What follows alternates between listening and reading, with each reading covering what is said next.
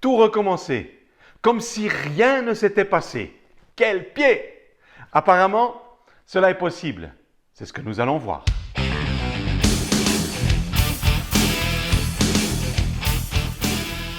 Merci, chers internautes, d'être avec nous en ce dimanche 3 mai 2020. Lukas Amstutz, dans son article « Le jubilé dans la Bible et en théologie », s'exprime ainsi. En entrant ces mots « prendre un nouveau départ », dans les moteurs de recherche spécialisés, on remarque que c'est un souhait partagé par de nombreuses personnes. Un petit peu plus loin dans l'article, il écrit « Quelle que soit la terminologie utilisée, il s'agit finalement d'une bonne nouvelle, du moins pour les pauvres. » Lukas évoque la bonne nouvelle attendue par beaucoup, à savoir redémarrer, repartir, tout reprendre comme si rien n'avait existé avant. Est-ce bien réaliste d'évoquer une telle espérance, repartir depuis zéro, même si, dans la vraie vie, je suis à moins 100 000? La Bible, notre livre inspiré, évoque une situation très proche de cette espérance. Une année de remise à zéro de tous les compteurs. Une année extrêmement particulière. Une année chômée. Une année de congé, de repos, tant pour les humains que pour les animaux et la terre. Une année où la confiance dans la bonté et les ressources en Dieu sont essentielles. Si je ne cultive pas mes terres, cela signifie qu'il n'y aura aucune récolte. Donc, je dois croire que celui qui m'ordonne cet arrêt pourvoira à ce qu'il commande. 365 jours d'arrêt total d'activité productrice, et cela sans un confinement provoqué par un virus. Simplement une année sans fatigue, sans commerce ni business. Une année entière de repos et de joie. Waouh! Quel concept génial! Imaginez, à quoi pourraient ressembler nos océans, notre ciel, après 365 jours d'arrêt, puisque seulement 6 semaines de confinement ont suffi pour que nous puissions déjà voir un renouvellement incroyable à plusieurs endroits de notre planète. Vous trouverez cette notion de l'année du jubilé développée dans la Bible, au chapitre 25 du livre nommé le Lévitique.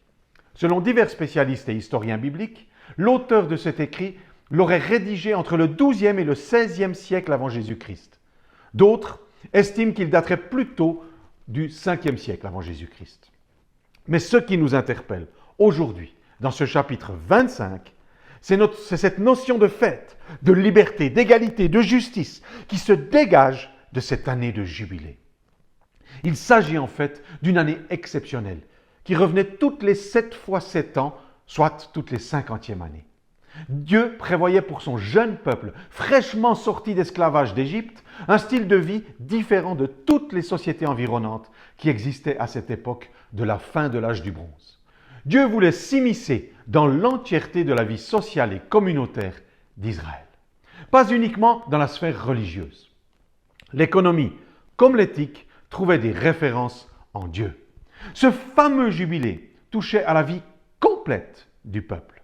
Si vous prenez le temps de lire ce chapitre de Lévitique 25, vous y trouverez des perles extraordinaires et une justice fabuleuse. En voici quelques exemples. Au niveau éthique et moral, si un homme s'était volontairement vendu comme esclave pour payer ses dettes, provoquées par sa mauvaise gestion ou sa fainéantise, lui, sa femme et ses enfants retrouvaient tous leur entière liberté et l'annulation de la dette lors de ce jubilé. Au niveau économique, si quelqu'un par sa mauvaise gestion, sa paresse ou sa malchance, selon les circonstances de vie, devait vendre ses biens, ses terres, sa maison, etc., il retrouvait le tout lors de cette année de jubilé. Et ainsi, ses enfants pouvaient tout à nouveau jouir du patrimoine initial familial. Beaucoup d'autres secteurs étaient également au bénéfice de cette année d'exception. Les notions incluses dans ce jubilé étaient les suivantes. Le sabbat avec son repos, l'affranchissement de toute forme d'esclavage, la quête d'une nouvelle justice sociale, la foi et la confiance en Dieu, la liberté, la générosité, la famille, etc. Nous pourrions passer des heures à examiner en profondeur l'excellence et la modernité de ces commandements, permettant un réel développement personnel et individuel. Sans pour autant péjorer l'ensemble de la société, tout en respectant l'avenir des plus faibles. Plus aucune condamnation à cause des erreurs des ancêtres, et cela dans un développement sociétal harmonieux, équilibré et juste. Une dynamique de liberté de travail liée à l'impossibilité de s'enrichir injustement permettait un rééquilibrage 2 fois par siècle, mettant fin à l'appropriation du bien d'autrui par les plus forts, les plus riches, même si certains parmi les plus faibles étaient paresseux ou malchanceux. Leurs descendants retrouvaient la possibilité de faire différemment que leurs parents, avec un capital de départ remis à zéro. Je trouve cela tout simplement divin. C'est simple et juste. Selon cette règle du jubilé, chacun pouvait faire fructifier par son travail le patrimoine reçu lors du partage des terres après la sortie de captivité en Égypte. Mais personne ne pouvait indéfiniment s'enrichir au profit de la mauvaise gestion d'autrui, car toute vente de terrain, de maison ou d'esclaves ne pouvait l'être que pour une durée maximale de 50 ans, soit une sorte de location longue durée, mais avec un terme où la famille en souffrance pouvait retrouver son patrimoine. L'enrichissement pouvait avoir lieu, mais uniquement comme fruit de son travail, de son labeur, et non comme profit suite à l'accroissement de biens qui travailleraient pour nous. La pauvreté également devenait limitée, car après un certain temps, ce jubilé offrait la possibilité aux nouvelles générations de faire mieux que celles qui les avaient précédées et qui avaient amené la famille à une faillite. L'histoire ne nous montre pas beaucoup de situations où cette règle fut appliquée et vécue en Israël. Peut-être partiellement du temps de Néhémie, lors du retour d'une autre captivité, celle de Babylone, au 5e siècle avant Jésus-Christ. Toutefois, plusieurs prophètes, dont Ésaïe, y font clairement référence dans leurs nombreux écrits et appellent à davantage de justice. C'est une évidence que l'humain de l'époque ne devait pas plus que celui d'aujourd'hui apprécier cette idée d'équité pour tous bien réelle, et donc de décroissance pour certains au profit de la croissance des plus faibles. Ce jubilé évoque 2 choses particulières pour moi. Tout d'abord, cette parabole de Jésus où il met à l'honneur un gestionnaire plus que contestable. Vous lirez cette histoire dans le livre de Luc au chapitre 16, les versets 1 à 10. Après avoir raconté l'histoire de cet intendant malhonnête que son patron licencie et qui doit bénéficier de conditions de vie meilleures après, et pour cela trompe encore plus son maître en le spoliant au profit des débiteurs de celui-ci, qui en retour lui donneront des dessous de table. Comme éthique, on a fait mieux. Jésus pourtant loue ce gestionnaire en estimant qu'il avait fait preuve d'habileté. Et à la suite de cet exemple, nous invite nous aussi à être habiles dans la gestion de ce qu'il appelle les richesses injustes, que nous sommes exhortés à gérer. Devant les difficultés que pose cette parabole, je me suis souvent demandé, mais qu'est-ce que c'est que ces richesses injustes que je suis invité à gérer, que nous sommes invités à gérer?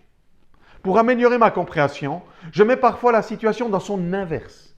Quelles sont en fait les richesses justes, puisque je suis censé faire fructifier les richesses injustes?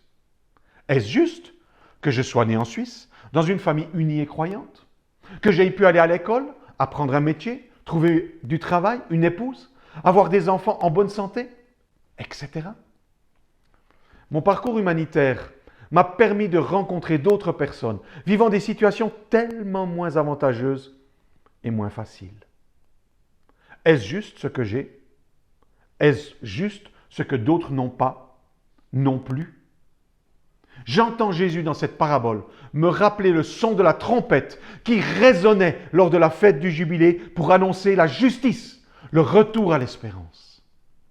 Comment est-ce que je gère ce capital totalement immérité et injuste, reçu à ma naissance? Y a-t-il une place pour l'autre, pour la générosité, pour celui qui depuis des générations a tout perdu par la mauvaise gestion de ses ancêtres, mais dont il doit encore payer les dettes aujourd'hui? Ceci m'interpelle franchement et m'interroge. La deuxième chose est en lien avec l'offre de liberté promise par Dieu. Le redémarrage sans tenir compte du passé. L'ardoise totalement effacée. Plus aucune trace de craie dessus. la véritable année de jubilé. Ce cri extraordinaire de Jésus que vous trouverez dans le livre de Jean, beaucoup plus loin, au chapitre 8, verset 36. Si donc le Fils vous affranchit, vous serez réellement libre. Qui parle d'affranchissement, fait évidemment référence à l'esclavage. Il y a bel et bien un autre son de trompette qui résonne dans ce verset. Le jubilé est là. Pas uniquement 2 fois par siècle, mais depuis que Dieu a envoyé son Fils, Jésus, cette offre jubilatoire est disponible 24 heures sur 24, 7 jours sur 7.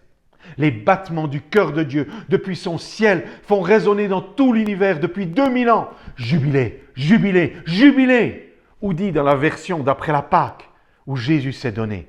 Liberté, liberté, libéré. Entends-tu ces battements divins? Le jubilé de l'époque de Moïse, après l'esclavage en Égypte, était une magnifique, superbe annonce prophétique du véritable jubilé en Jésus, survenu en l'an 33 de notre ère sur notre planète. Le désir de Dieu est voir cette terre entièrement restaurée, une humanité totalement libérée. C'est pour cela que Paul nous dit dans 2 Corinthiens chapitre 5 au verset 19, quand Jésus, Dieu, réconciliait le monde, même le cosmos, avec lui-même. Oui, aujourd'hui, dimanche 3 mai 2020, c'est le jour de jubilé, de la liberté, de la justice, de l'équité, de l'espérance, car toutes les ardoises ont été effacées. Quelques questions qui me touchent et qui, je suppose, te concernent aussi un petit peu, sont les suivantes. Comment vais-je vivre concrètement la réalité de ce jubilé aujourd'hui, au XXe siècle capitaliste? Comment vais-je vivre et recevoir ce pardon qui remet tous les compteurs à zéro? Comment vais-je gérer le reste de mon existence terrestre avec cette notion de gestion des richesses injustes? À vrai dire, je ne sais pas, vraiment. Cela me fait même tourner la tête, voire paniquer. Les relents d'égoïsme qui sont en moi n'apprécient absolument pas cette idée. Mais ce dont je suis certain, c'est que je ne veux en aucun cas rater cette opportunité de vivre ce nouveau départ et de profiter totalement des bontés et de la générosité de mon Dieu illustré par cette remise à zéro, ce nouveau départ, cette année de jubilé. Et toi, vas-tu saisir cette opportunité pour le vivre aussi? Sans pour autant connaître l'entièreté des conséquences que cela peut avoir, mais certain que ce jubilé fabuleux ne peut qu'être suivi d'un cortège de joie, de paix, de liberté, totalement nouvelle. Le prophète Ésaïe, déjà cité, nous annonce dans le chapitre 61 de son livre, au verset 2, que le Messie viendra et inaugurera une année de faveur de Dieu, une année de jubilé. Cette année dure depuis maintenant plus de 2000 ans. Alors bonne année de jubilé à chacun. Jésus en est la porte et le seul chemin. Bon dimanche, à mercredi.